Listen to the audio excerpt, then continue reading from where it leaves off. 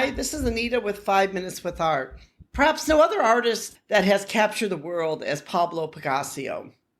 And he definitely is considered one of the great artists of all times. But one thing that a lot of people may not realize about him is that he actually painted a lot of self-portraits.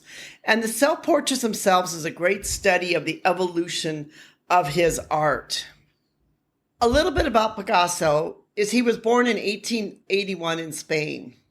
And, his name was Pablo Diego Jose Francisco de Paula Juan.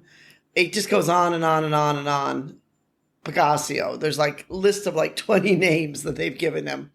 But he's basically known as Pablo Picasso. In his formative years, even when he was young, he started painting his self-portraits. In fact, at the age of 13, he painted his first self-portrait called Self-Portrait in a Cap. But then you can go on and you fast forward to 1901, he paints his other self-portrait, which is Joe Picasso. And it kind of, shows a very different type of look than some of his first one. It's kind of a bit sobering.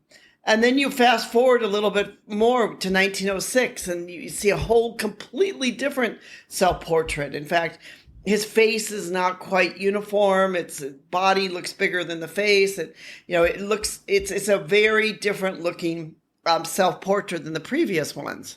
And then you begin to see that in 1917, when the world began to return more to order, there was more order in the world, World War I, was over, that he begins to engage in more traditional portraiture.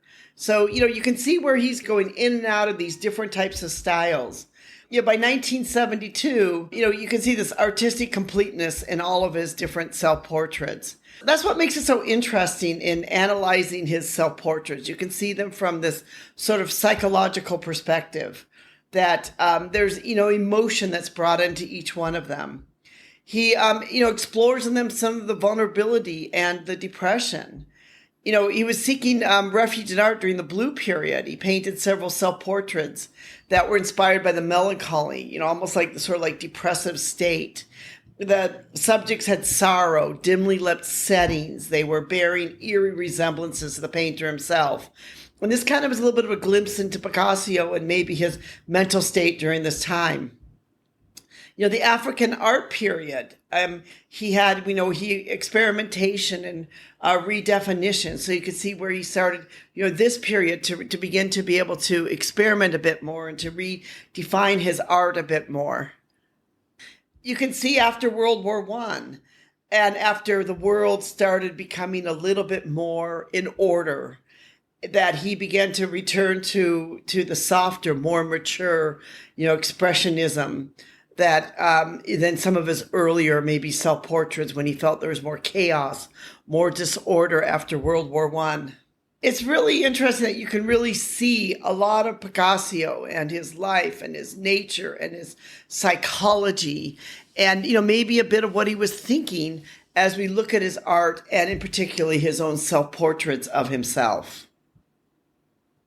As his life began to take new turns, as he began to experience new things, so did also his self-portraits.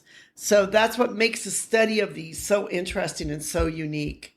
So he was able to leave us this great legacy of not only his work himself, but also these self-portraits of what he did.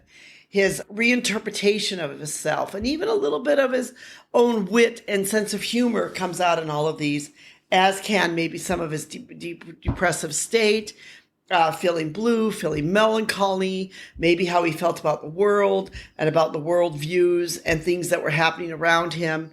His struggle with isolation, his struggle with despair can all be shown in these self-portraits.